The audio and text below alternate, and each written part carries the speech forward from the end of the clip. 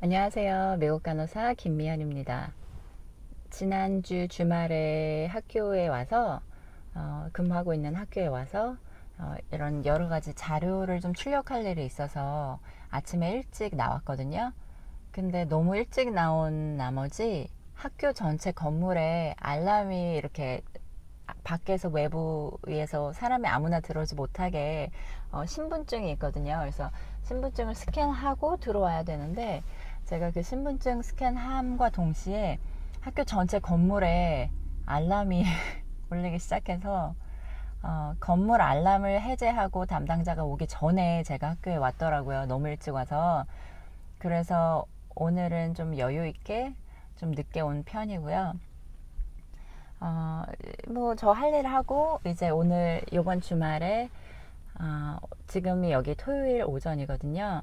그래서 이번 주 실습 중에 있었던 학생들의 저널에 대한 피드백도 주고 또 이번 주는 이제 진짜 실습을 시작한 오리엔테이션이 아니라 하루를 꽉 채운 풀데이였기 때문에 자신이 담당해서 투약을 저와 함께 했던 그 환자분에 대한 전체적인 내용을 간호학과 학생들 자신만의 그 폼에 맞춰서 환자 정보 그리고 자기가 간호사로서 제공한 여러 가지 간호에 대한 이야기를 하는 그런 서류를 작성해서 저한테 줘야 되는데요.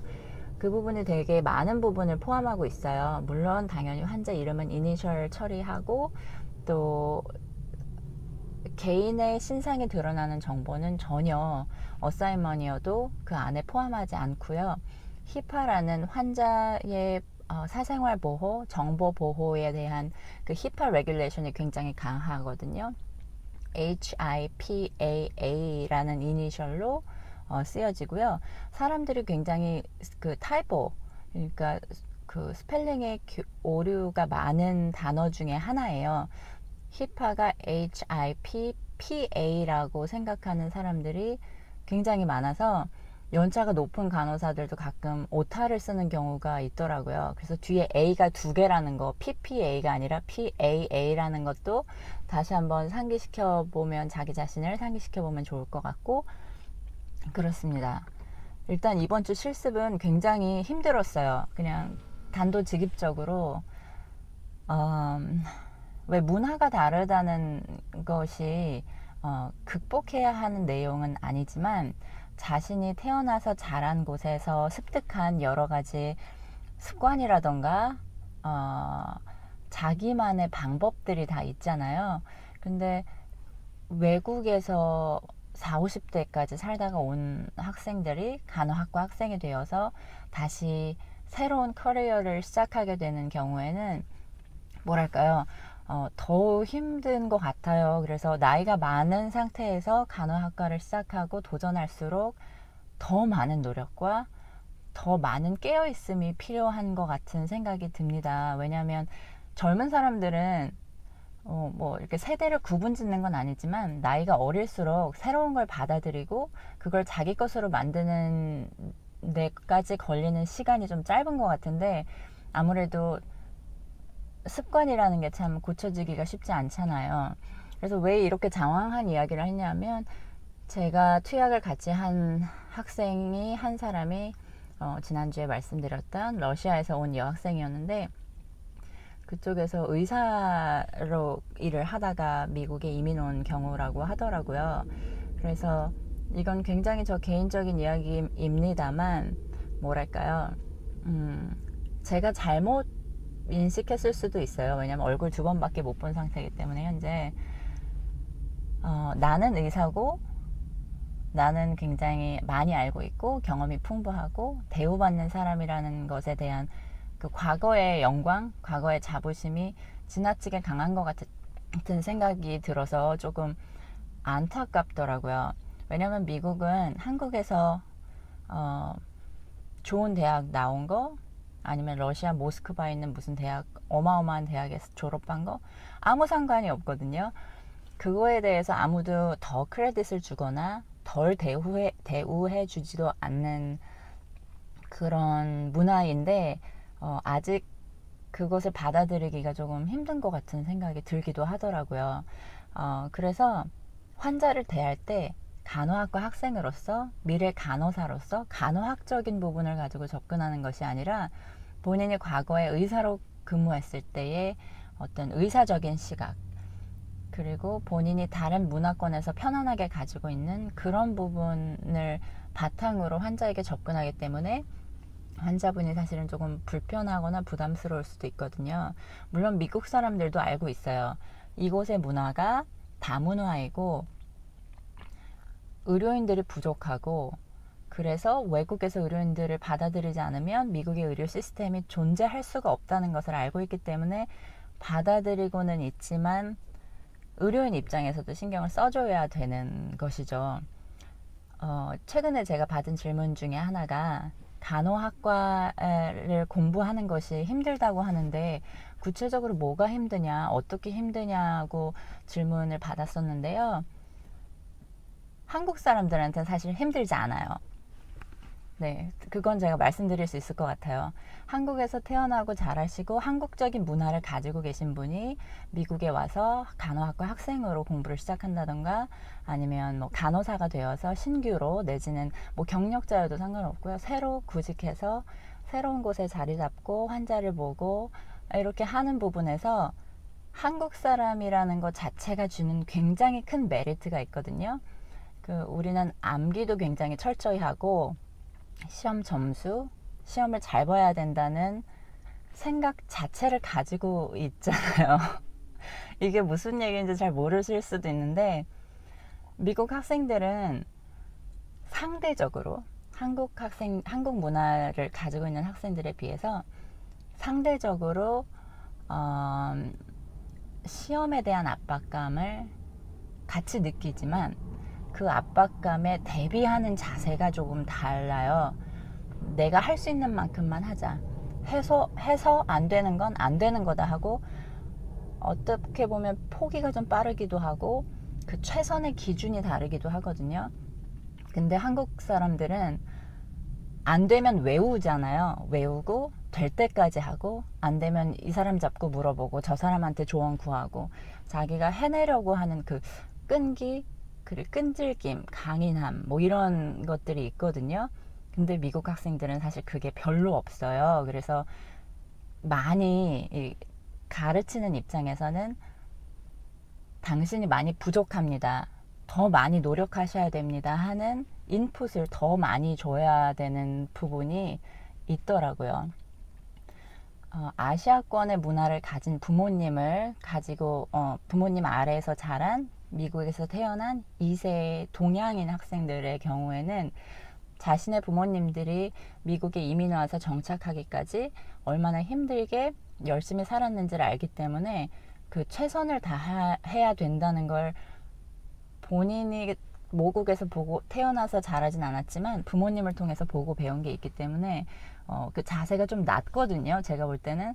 근데 제 생각, 지극히 저 개인적인 생각이지만, 한국에서 태어나고 한국에서 자라고 또 한국에서 간호학과를 졸업하고 게다가 한국에서 간호사로 경력을 쌓고 미국에 오시는 분들 같은 경우는 정말 그 전투태세에 대한 준비가 굉장히 많이 잘 되어 있는 상태라서 환영받는 인재죠. 네, 여기서 구하는 사람들이 그런 인재상이 존재한다는 걸 잘 모를 수 있는 굉장히 좋은 인재들이고요. 공부하는 부분에서 힘든 거는 한국 강학과도 굉장히 어렵기 때문에 마찬가지로 어떤 지식적으로 본인이 자기 자신을 채워야 되는 부분은 굉장히 어렵지만 그건 노력으로 극복할 수 있는 부분이기 때문에 학과 공부 자체가 어렵지는 않은데요. 이제 미국에 와서 이민과 함께 학교 공부를 하시는 분들 같은 경우에는 아무래도 문화적인 거, 언어적인 부분에 대해서 고민이 좀 되실 것 같아요. 어떻게 영어를 준비하고 간호학과를 시작할 수가 있겠어요? 그건 불가능하고요. 저도 대학원을 갈 때 영어가 준비되지 않은 상태에서 대학원을 시작했고요.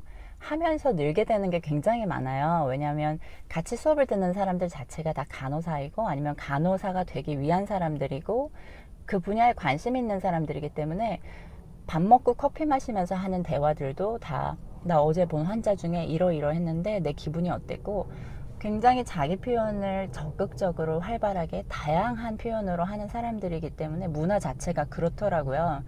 그리고 친하지 않아도 자기 얘기를 굉장히 서스럼 없이 하거든요. 그래서 친구 사귀기도 굉장히 편한 것 같아요. 한국은 안녕하세요. 제 이름은 누구고 어느 지역 출신이고 아니면 뭐 나이는 몇 살이고 이런 게 다 나와야 되는데 미국은 어, 내가 저 친구랑 저 사람이랑 친구가 되고 싶다 그러면 이제 그런 개인적인 내용은 좀 배제하고 공통사가 맞으면 일단 친구가 되고 나이나 문화나 아니면 가정의 아니면 개인적인 백그라운드 인포메이션은 나중에 첨가가 되는 경우여서 나이나 다른 그런 개인적인 개인적인 사항이 우정이라던가 동료 관계에서 그다지 크게 영향을 미치지는 못하는 것 같아요. 그래서 저도 가끔 누가 몇 살이세요? 이렇게 한국 분이 물어보시면 처음에 내 나이를 물어보는 질문을 마지막으로 받아본 게 언제지 하는 생각과 함께 내가 몇 살이지를 세어봐야 하는 그런 상황에 굉장히 자주 놓이게 되거든요.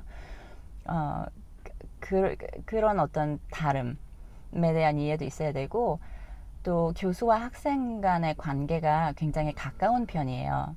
제가 생각하기에 만약에 저는 지금 가르치는 입장에 있는데 저의 학생들과의 교류가 문자 메시지 서로 보내고 주말 잘 보내라 내지는 과제하다가 어려운 부분이 있으면 이 질문이 이 의미가 맞느냐고 물어본다던가 아니면 정말 힘들면 힘들다고 뭐 남자친구랑 헤어져서 눈물이 납니다 하면서 그런 굉장히 개인적인 이메일도 보내주고 또 그 부분에 대해서 마음을 터놓고 얘가 이래서 시험 점수가 나빴을 것이다 이렇게 해서 더 잘해주고 덜 이렇게 나쁘게 볼 것도 없지만 그런 관계가 되는 것 같아서 혹시 간호학과 공부를 하는 과정 중에 아니면 신규로서 아니면 병원에 취업해서 일을 하면서 힘들 때 자기의 담당 교육자 내지는 담당 교수와 마음을 터놓고 이야기할 수 있는 기회들이 굉장히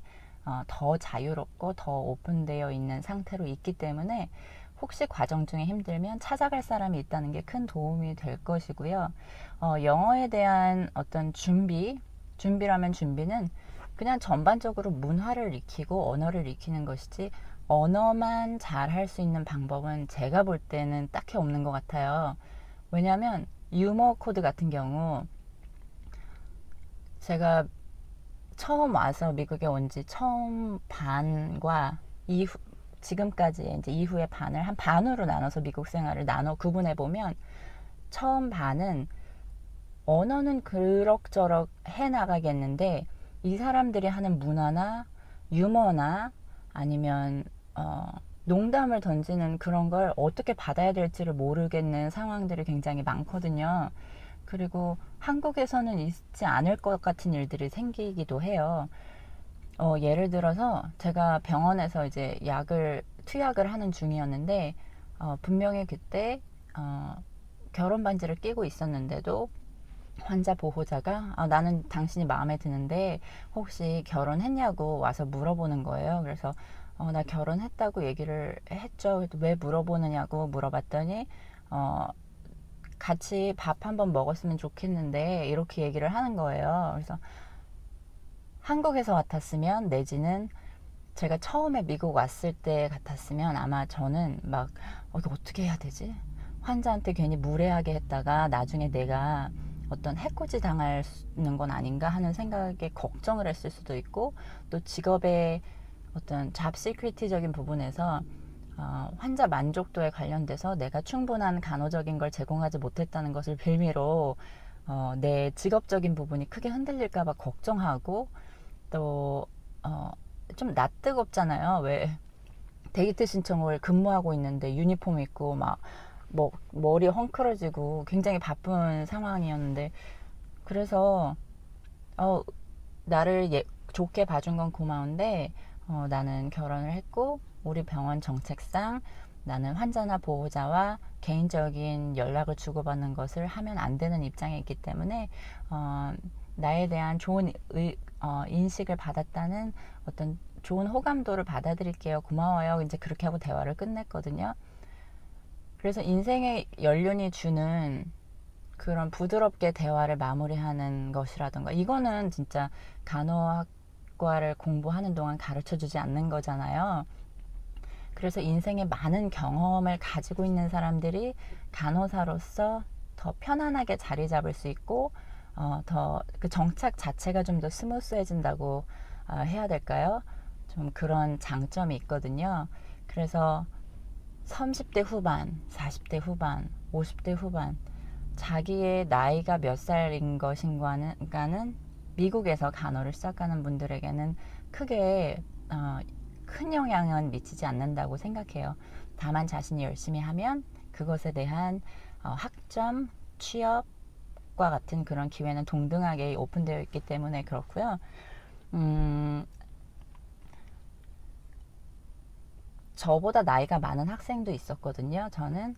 근데 그 부분이 저는 전혀 제가 내가 이렇게 얘기하면 연장자에 대한 예우가 아닌 거 아닌가, 무례한 거 아닌가 하는 생각을 단 한 번도 해본 적이 없고, 상대방도 마찬가지로 본인이 머리가 희끗희끗한 할아버지인데 간호학과 학생이 된 은퇴한 선생님이셨거든요. 결국 좋은 병원에 취업해서 신규 간호사로 죄송합니다. 제가 그분 모습이 막 생각나면서 나이와 상관없이 NCLEX를 패스했다는, 미국 간호사 시험을 패스했다는 기쁨, 또 신규 간호사로서 인터뷰를 준비하고 또 취업했다는 그 기쁨과 설렘과 두려움은 나이와 상관없고 경력과 상관없고 똑같이 느끼시더라고요. 그래서 그런 굉장히 귀여우셨던 부분이 생각이 나서 지금 잠깐 웃음이 났어요. 그래서 지금 어디에서 어떤 상황에서 어느 정도의 영어 실력과 어느 정도의 미국 문화에 대한 편안함을 가지고 간호학을 생각하고 계신지 모르겠어요. 그렇지만 어느 위치에서 어떤 상황에서 간호사가 되겠다는 꿈을 꾼다는 것도 모두 다 옳다는 이야기를 꼭 해드리고 싶었습니다.